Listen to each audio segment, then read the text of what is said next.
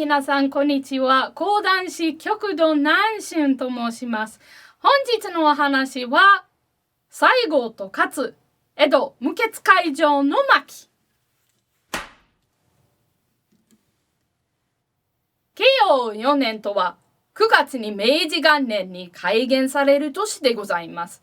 旧幕府軍は鳥羽伏見の合戦をはじめ数度の戦いで薩長軍に打ち負かされ、最終の決戦は江戸と原をくくったのでございます。この時西郷隆盛は倒幕軍の総指揮官でありました。ちょうど西郷の軍勢が静岡市、昔は駿府ですが、ここに着陣したのが3月9日。江戸城総攻撃は3月15日の予定です。この陣営に勝海舟の使者だと言って山岡鉄太郎、山岡鉄舟ですが、こいつが飛び込んできた。朝敵徳川慶喜公家臣山岡鉄太郎、かつ青の神の使者として西郷隆盛参謀に面会に参った。バタバタと官軍の兵士が取り囲んだ中、薩摩藩士でかつて勝のところで厄介になっていた増光久之助がやってきた。このイスと勝からは増光と呼ばれず、役満と呼ばれてました。まるで麻雀です。おお、山岡さんか。さあ、通り召され。お前たち囲みを解かんか。山岡は一人敵の中へ乗り込んできたのです。西郷も山岡一人が乗り込んできたのか。はい、さようで。着物太かう人じゃ。青。西郷も青つもりとなった。会ってみると剣の鉄人で善を極めたと言われるだけの人物であった。勝先生のご意向とは何でごわす。慶喜公はすでに東叡山寛永寺にて謹慎に達しておれまする。にもかかわらず官軍は大軍を率いて江戸攻撃を策しておられるとか。このままでいけば15日には総攻撃の命令を下すことになり申す。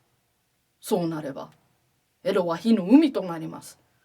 過去の大火が示すように何十万という罪なき庶民が家を失い家族を失いまする。それをやめていただきたいというのが勝の言葉でございます。もとよりこの西郷もその気持ちはありまする。だが我が官軍を納得させるためには条件がござる。条件とは、西郷は筆を取ると江戸城を明け渡すこと、城中の人間はすべて向島へ移すこと、兵器を渡すこと、軍艦を渡すこと、徳川慶喜を備前藩に預けることと書いた。山岡は一番最後のご過剰名は受け入れられません。おお、なぜじゃ。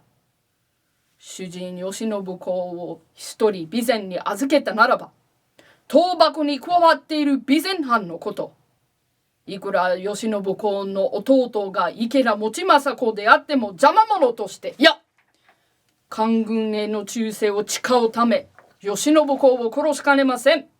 それは家臣として承服しかねます。この決定はすでに有栖川宮様が述べられていたことでごわすぞ。しかし西郷さん、あなたが私の立場で慶喜公が島津公ならどうなさいます？西郷が山岡の顔をじっと見て分かり申した。慶喜公のこと、勝先生との話の中で決めましょう。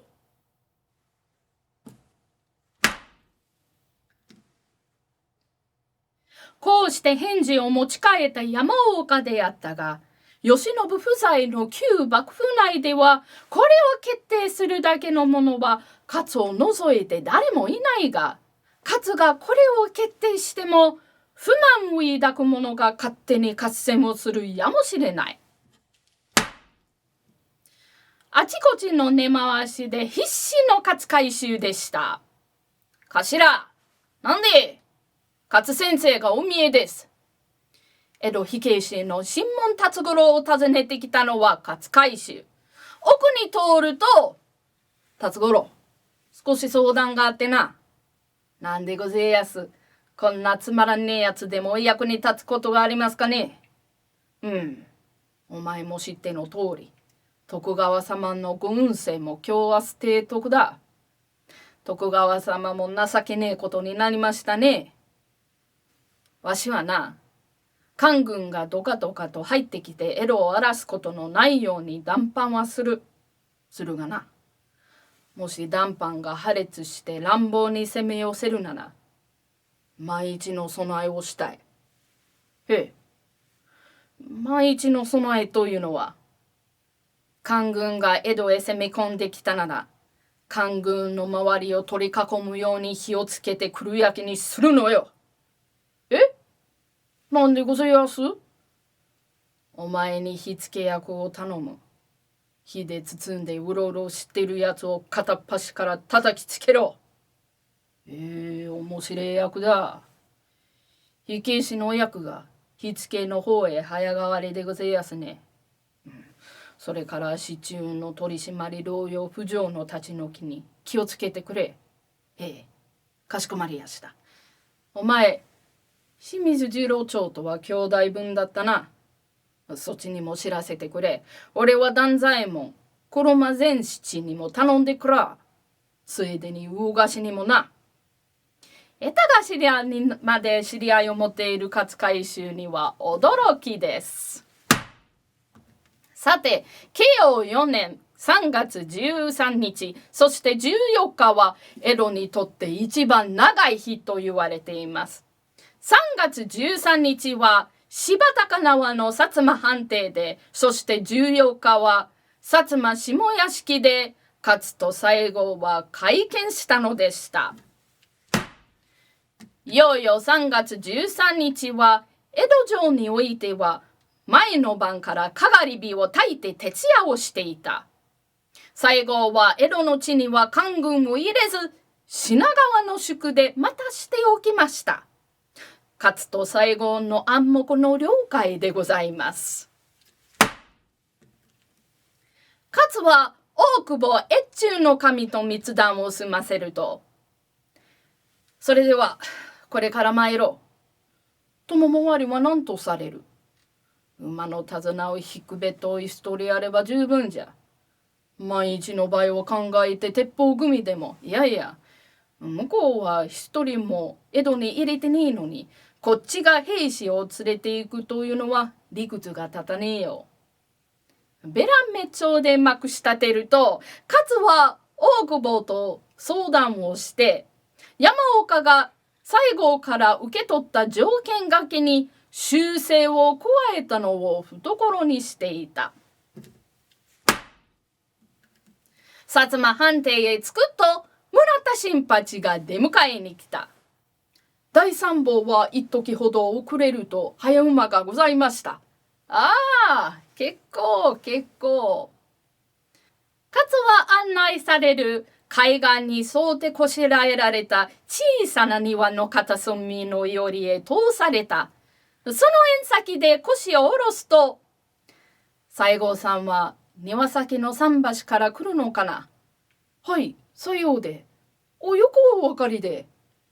そりゃそうじゃろう。表からなら表門に近いところで住むことじゃ。そりゃまあ、そうでございますな。天下の大銃を背負って立つ使者なのに、悠々とした態度に村田新八は感心したそうです。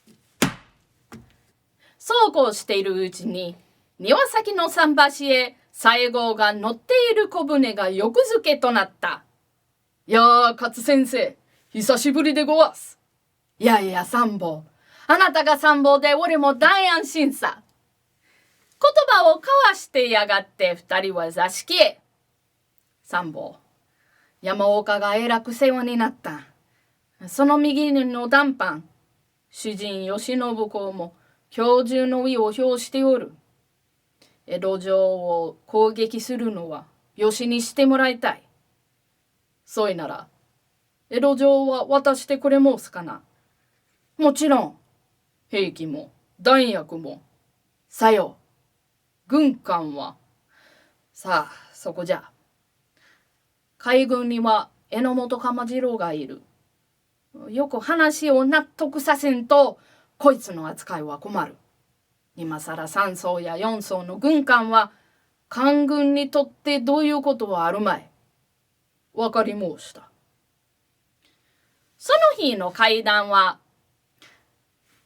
勝が懐にした山岡を持ち帰った書面を修正し、改めて嘆願書として差し出した。これはまた明日じゃ。と言って、勝は西郷を愛宕山へと連れ出した。山と言っても標高25メートルでございます。どうで西郷。いい景色じゃねえか。家々が夕日に照らされてら。西郷はこの言葉の意味が分かっておりました。これだけの江戸を焼け野ヶ原にするなということです。